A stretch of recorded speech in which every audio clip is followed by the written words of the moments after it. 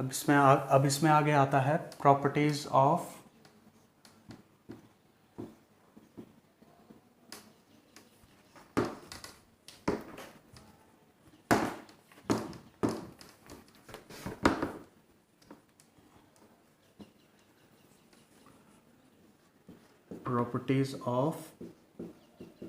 आयनिक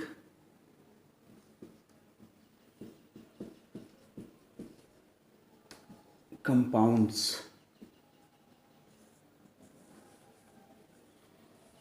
ठीक है, तो फर्स्ट प्रॉपर्टीज क्या होती है? पहले होती है फिजिकल प्रॉपर्टीज। तो ये क्या होते हैं? सॉलिड होते हैं, हार्ड होते हैं, ठीक है, सॉलिड होते हैं और ब्रिटल होते हैं। ब्रिटल मतलब भंगुर। भंगुर का मतलब क्या है? जब इन्हें हम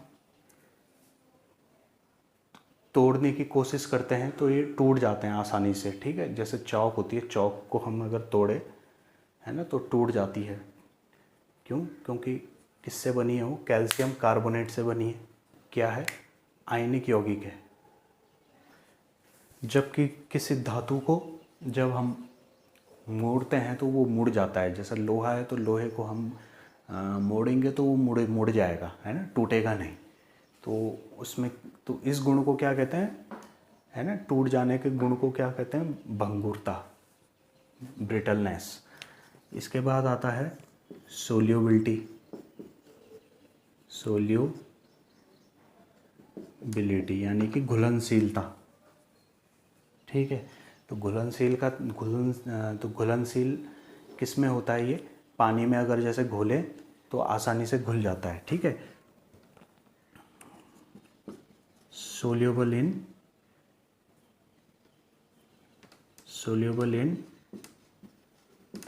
वाटर। ठीक है, वाटर क्या है? एक पोलर सॉल्वेंट है। ठीक, और नॉन सोल्यूबल इन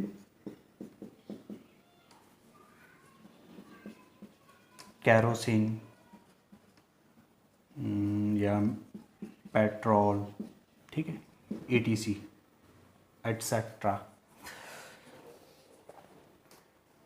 तो ये क्या है? कैरोसिन और पेट्रोल, ये हैं non polar solvent. Non polar solvent, इसका क्या मतलब है? पोलर मतलब इसे कहते हैं ध्रुवीय विलायक। ठीक है, और नॉन सोल्यूबल यानी कि ये कैरोसिन पेट्रोल जो हैं ये क्या कहलाते हैं? नॉन पोलर सॉल्वेंट, अध्रुवीय विलायक। ठीक है, तो ध्रुवीय विलायकों में ये घुलनशील होते हैं, ठीक है, आयनिक कंपाउंड, और अध्रुवीय विलायकों में ये घुलनशील नहीं होते हैं। ठीक है, उसके बाद आता है इनका मेल्टिंग पॉइंट। ठीक है, मेल्टिंग पॉइंट का मतलब गलनांक, बॉइलिंग पॉइंट यानी कि क्वथनांक। ठीक है, तो मैंने ये बता रखा है मेल्टिंग पॉइंट, बॉइलिंग पॉइंट क्या होता है। तो क्या होते हैं? आसानी से क्या होते हैं? ये पिघलते नहीं हैं। ठीक है, इनको गर्म करो तो बहुत आसानी से पिघलते नहीं है, क्योंकि इनके बीच में जो बंध होते हैं वो सहसंयोजक बंध की तुलना में क्या होते हैं? बहुत ज़्यादा प्रबल होते हैं। तो हमें इन्हें तोड़ने के लिए क्या है? बहुत ज़्यादा ऊष्मा देनी पड़ती है। तो इस कारण ये क्या होते हैं? इनका मेल्टिंग पॉइंट और बॉइलिंग पॉइंट जो होता है वो बहुत हाई होता है। ठीक है, तो अब इसमें चौथा गुण हम देखते हैं,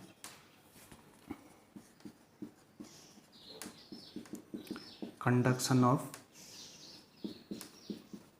इलेक्ट्रिसिटी।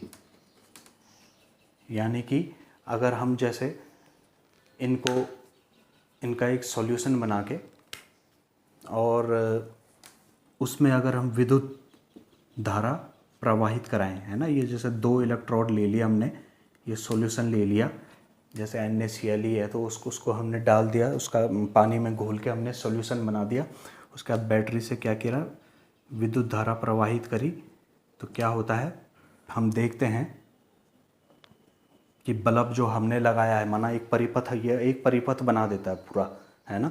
यानी कि क्या है, विद्युत बल्ब जलने लगता है। इससे पता चलता है कि जो इलेक्ट्रॉन जैसे निकल रहे हैं, जो विद्युत धारा बह रही है, ठीक है, तो वो क्या है, पूरा परिपथ पूरा कर रही है। यानी कि क्या है, ये इसके जो सॉल्यूशन में है, सॉल्यूशन क्या कर रहा है, वो आसानी से करंट को अपने में से जाने दे रहा है, ठीक है। तो कैसे जाने दे रहा है, जो इलेक्ट्रिसिटी होती है वो किसके माध्यम से होती है, आयनों के माध्यम से, ठीक है, या इलेक्ट्रॉन्स हो गए या आयन्स के माध्यम से वो गमन करती है।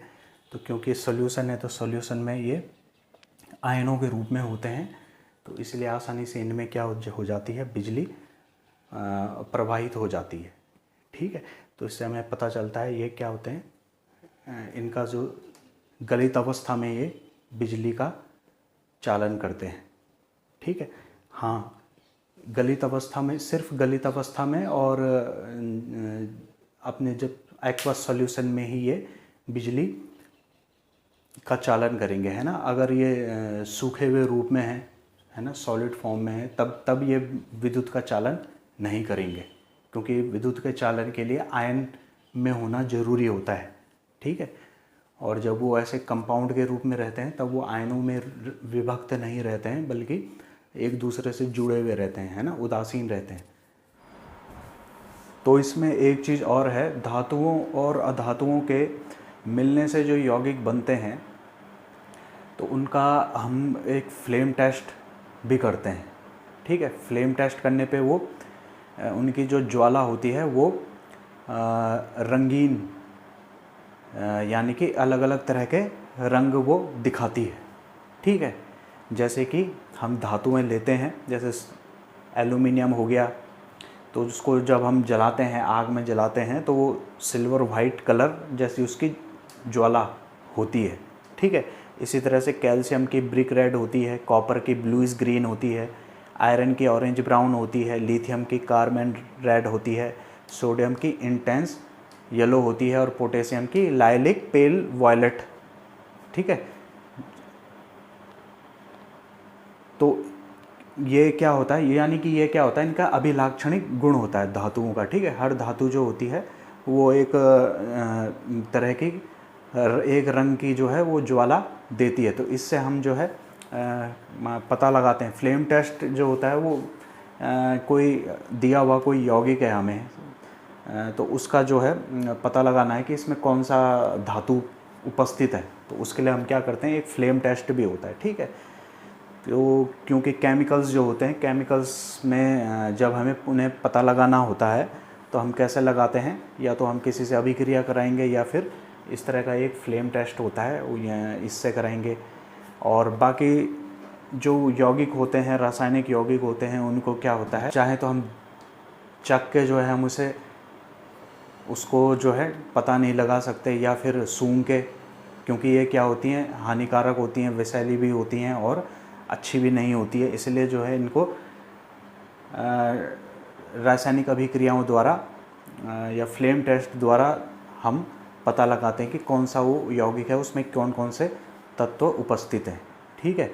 और केमिकल ऐसे होते हैं कि उन्हें तो हम छूना भी उन्हें नहीं चाहिए। कुछ केमिकल ऐसे होते हैं बहुत हानिकारक होते हैं, तो इसलिए जो है हम इस तरह के टेस्ट से करते हैं, ठीक है। एनालिटिकल केमिस्ट्री में ये किया जाता है, ठीक है।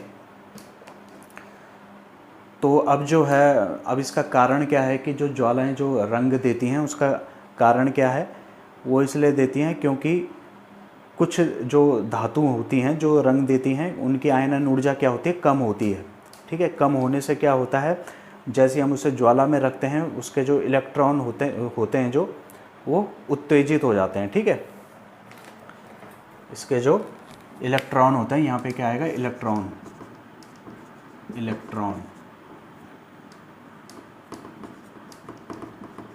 ठीक है। और ये जो इलेक्ट्रॉन जो होते हैं, ये उत्तेजित होने के बाद क्या करते हैं, ये उत्सर्जित ऊर्जा, जो ये ऊर्जा का उत्सर्जन करते हैं, वो क्या होती है, रंग स्पेक्ट्रम से संबंधित होती है, जिससे इसकी ज्वाला किसी विशेष रंग की होती है। ठीक है, तो ये इसका कारण है। अच्छा, कुछ धातुएं जो होती हैं वो रंग नहीं देती हैं, है ना, ज्वाला, उनकी ज्वाला में वो रंग नहीं देती हैं। तो वो जैसे कि उदाहरण के लिए बेरियम होता है, मैग्नीशियम होता है, और उसका कारण क्या होता है कि उनकी जो आयनन ऊर्जा होती है वो क्या होती है, बहुत ज़्यादा होती है। ठीक है, ये उसका कारण है। तो बहुत ज़्यादा हमें डीप में नहीं पढ़ना है, लेकिन थोड़ा सा मैंने बताया इसको ताकि थोड़ा बहुत समझाने के लिए।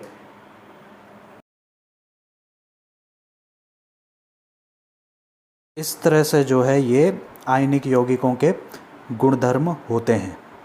इसके बाद जो है हम पढ़ेंगे धातुओं की प्राप्ति। खनिज किसको कहते हैं, अयस्क किसको कहते हैं, ठीक है, और अयस्क से हम धातुओं को कैसे प्राप्त करते हैं।